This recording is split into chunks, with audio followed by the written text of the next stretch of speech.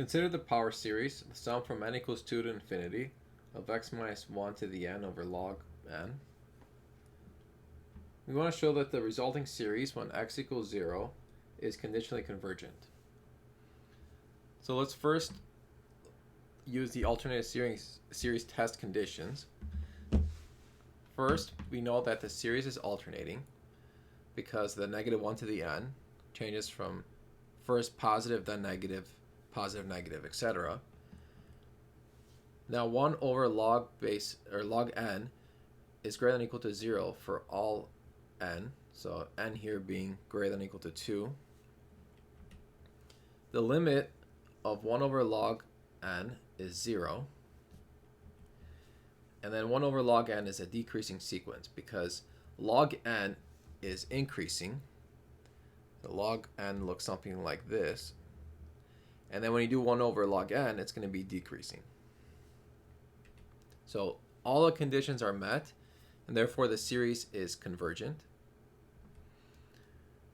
Now we want to see if it's absolutely convergent. So we're going to take the absolute value of the inside, and now you're taking the absolute value of the negative, which will make it positive. So you could just remove the absolute value of the negative and the exponent n, and just have 1 over log n. In order to solve this, you first want to use the fact that 0 is less than log n, less than ln of n, less than n. To convince you here, it's good to draw the graphs. But we're just going to use this fact. And if I just do 1 over everything, of course ignoring the 0 because 1 over 0 is undefined, we have 1 over log n now is greater than 1 over ln of n, and it's greater than 1 over n. So originally n was the greater function than all of these, but when I do the reciprocal, it's now the smallest. And note that the sum from n equals 2 to infinity of 1 over log n is greater than the sum from n equals 2 to infinity of 1 over n. Okay, so we're basically using these two over here. Now we know that the sum from n equals to infinity of 1 over n diverges, and this is by the p-test. So by direct comparison, anything bigger than it will also diverge. So we said that 1 over log n is bigger than 1 over n, so that should also diverge. So this is by the direct comparison test. We conclude that the sum is conditionally convergent, since it converges without the absolute value. Now we want to find the interval convergence, so we're going to use the ratio test. So let's first consider the n plus first term over the nth term. Okay, so the top here is the n plus first term, and the bottom here is the nth term. Now we're just going to do some algebra and rearrange things. So we're going to take the top and the bottom, so not the top and the bottom, the numerators rather.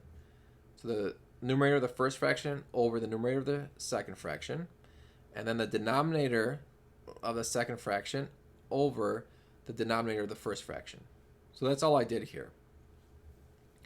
Notice that I have x minus 1 as the base for both of these, and then n plus 1 over n. Those are going to cancel. I'm just going to be left with x minus 1. And then I have log n over log n plus 1.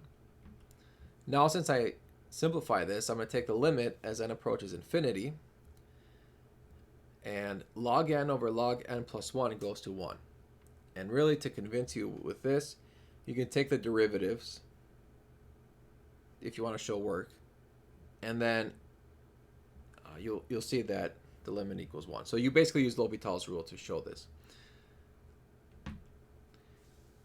Moving on, what we end up with is the absolute value of x minus 1, and we know that this has to be less than or equal to 1. Or it's probably better to say less than 1, actually, because you want to test the endpoints afterwards. So yeah, we should say strictly less than 1, and that means that x minus 1 is between negative 1 and positive 1. And so adding 1 to both sides, we see that x is between 0 and 2. Okay. And so now you need to test the endpoints to see what to include. Well, we already did that. Okay, so the original problem was when x was 0. Right, so that was what we first started with, and that's what we had negative 1 to the nth power over log n. And we said that this converges by the alternating series test, but x equals 2, that was just 1 over log n, and that diverged by the direct comparison test. So we should only include 0, because this is the one that converged, and not include 2, because that one diverges. So our interval convergence is 0 less than or equal to x less than 2.